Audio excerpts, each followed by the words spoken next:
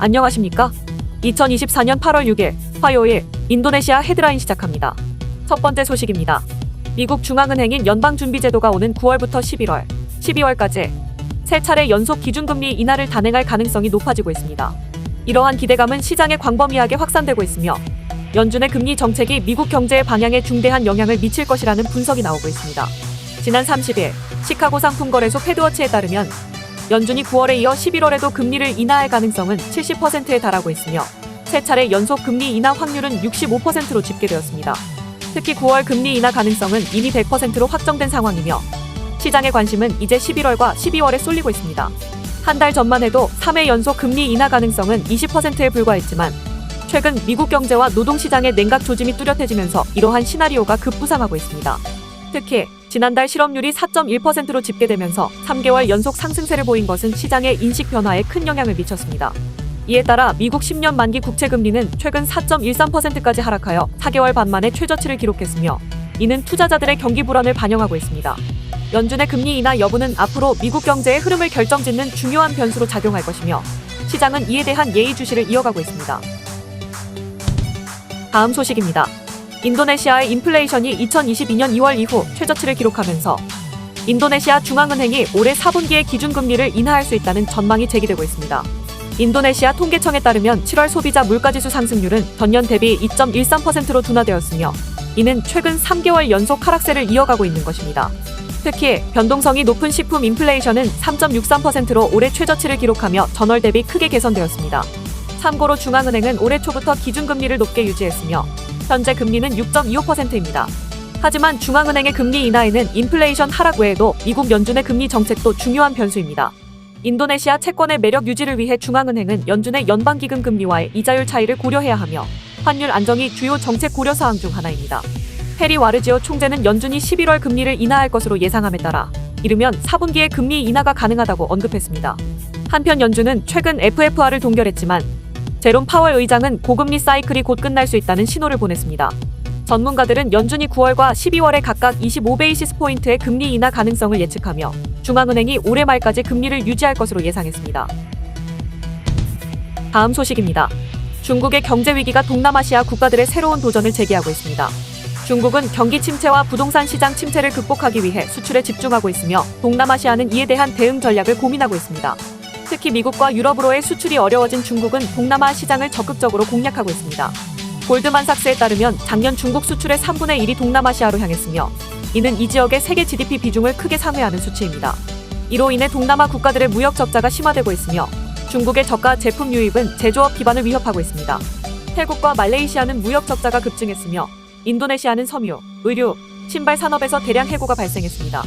또한 전자상거래 플랫폼을 통한 중국 제품 유입은 현지 소매업체에 추가적인 위협이 되고 있습니다.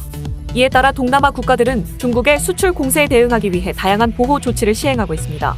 인도네시아는 수입 직물에 대한 관세를 검토 중이며 말레이시아와 태국은 온라인 구매품에 대해 세금을 부과하고 있습니다. 베트남과 필리핀은 반덤핑 관세를 강화하며 자국 산업을 보호하고자 하고 있습니다. 그러나 이러한 조치들은 자국 산업을 보호하면서도 소비자 부담을 늘릴 수 있는 양날의 검이 될 수 있습니다. 반면 전문가들은 중국 경제 위기가 동남아에 미치는 영향은 단기적으로는 어려움을 초래할 수 있지만 장기적으로는 산업 구조 조정과 기술 혁신을 통해 경제 체질을 개선하는 계기가 될 수 있다고 전했습니다. 이어 동남아 국가들은 자국 산업 보호와 중국 투자 유치 사이에서 균형을 찾고 수출 시장을 다변화하는 노력을 기울일 것을 권장했습니다. 다음 소식입니다. 프라보워 수비안토 인도네시아 대통령 당선인이 국방부 장관 자격으로 러시아를 방문해 블라디미르 푸틴 대통령과 회담했습니다. 푸틴 대통령은 모스크바 크렘린궁에서 프라보워 당선인을 환영하며 양국의 오랜 우호 관계를 강조했습니다.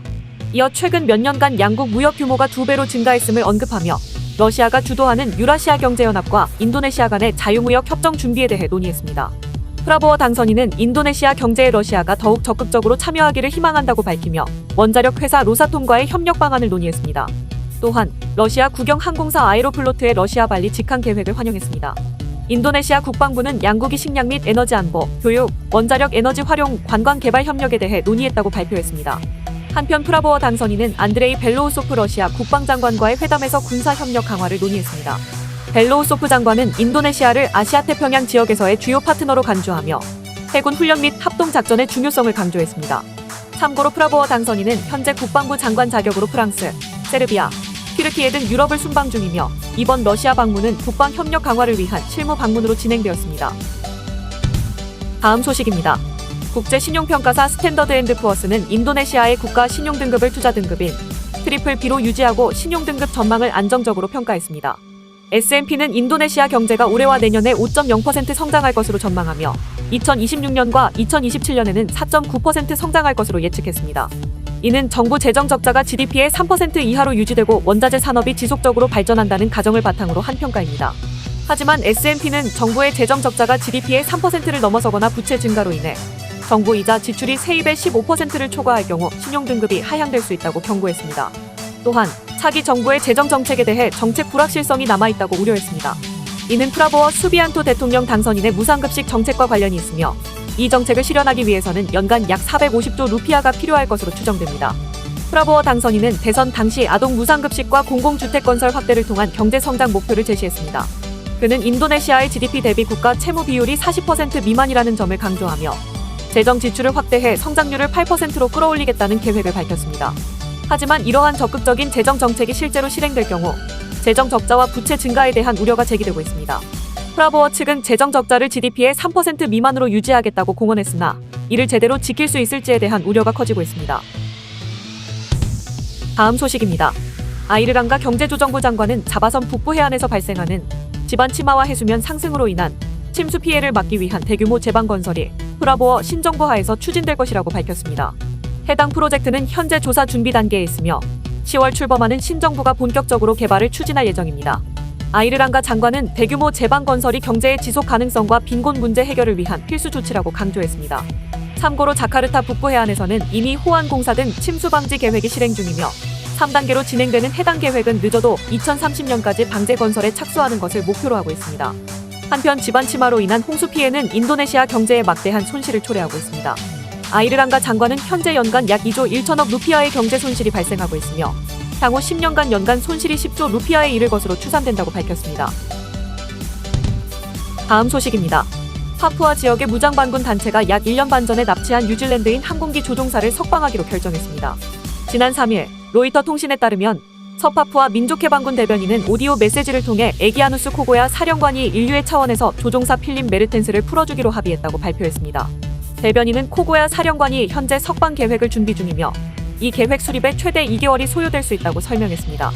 그러나 조종사의 석방과 관련하여 누구와 합의했는지는 밝히지 않았으며 인도네시아군도 이와 관련하여 답변을 하지 않았습니다. 참고로 뉴질랜드 조종사 필립 메르텐스는 인도네시아 항공사 수시에어 소속으로 작년 2월 파푸아 은두가 지역 개발을 위한 물자를 운반하던 중 파로 산악 공항에 착륙했다가 반군에게 납치되었습니다. 인도네시아는 이후 군경합동 수색단을 구성하고 반군을 상대로 군사작전을 벌였지만 조종사 구조에는 실패했으며 뉴질랜드 정부도 협상을 시도했으나 성과를 거두지 못했습니다.